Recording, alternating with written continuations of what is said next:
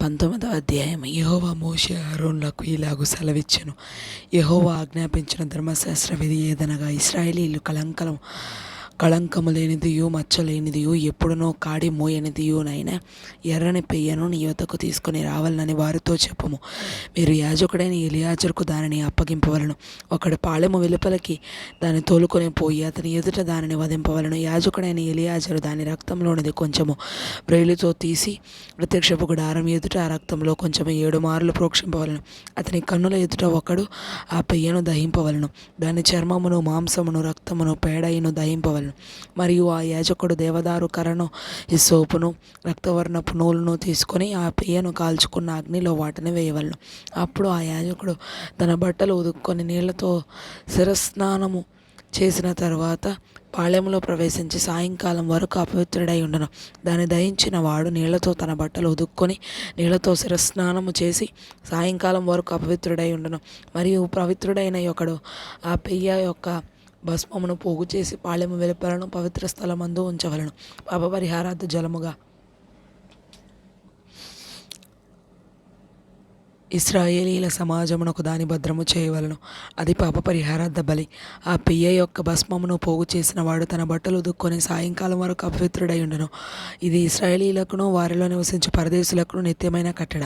ఏ నరశవమున అయినను ముట్టినవాడు 7 దినములు అపవిత్రుడై ఉండను.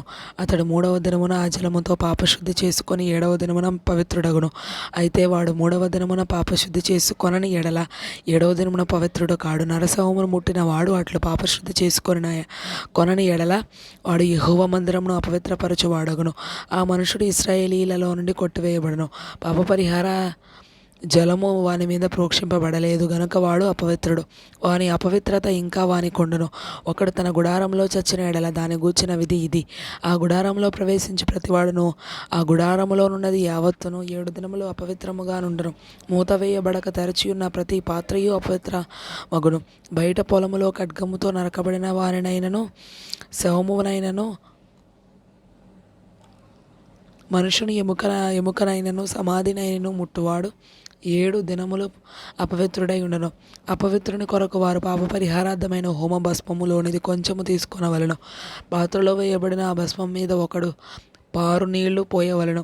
తరువాత పవిత్రుడైన ఒకడు హిస్సోపు తీసుకొని ఆ నీళ్లలో ముంచి ఆ గుడారం మీద దానిలోని సమస్తమైన ఉపకరణముల మీదను అక్కడనున్న మనుషుల మీదను ఎముకనే గాని నరకబడిన వారినే గాని శవమునే గాని సమాధినే గాని ముట్టిన వాని మీదను దానిని ప్రోక్షింపవలను. 3వ దినమున 7వ దినమున పవిత్రుడు అపవిత్రుని మీద దానిని ప్రోక్షింపవలను. 7వ దినమున వాడు పాపశుద్ధి చేసుకొని తన బట్టలు ఉతుక్కొని నీళ్లతో స్నానము చేసి సాయంకాలమున పవిత్రుడగును. అపవిత్రుడు పాపశుద్ధి చేసుకొనని ఎడల అట్టి మనుషుడు సమాజంలో నుండి కొట్టివేయబడను. వాడు యెహోవా పరిశుద్ధ స్థలమును అపవిత్రపరచెను. పాపపరిహార జలము వాని మీద ప్రోక్షింపబడలేదు. వాడు అపవిత్రుడు. వారికి నిత్యమైన కట్టడ ఏదనగా పాపపరిహార జలమును ప్రోక్షించి వాడు తన బట్టలు ఉతుక్కొనవలెను. పాపపరిహార జలమును ముట్టువాడు సాయంకాలం వరకు అపవిత్రుడై ఉండను. అపవిత్రుడు ముట్టనది యావత్తును అపవిత్రము. దాని ముట్టు మనుషులందరూ సాయంకాలం వరకు అపవిత్రులై ఉందురు.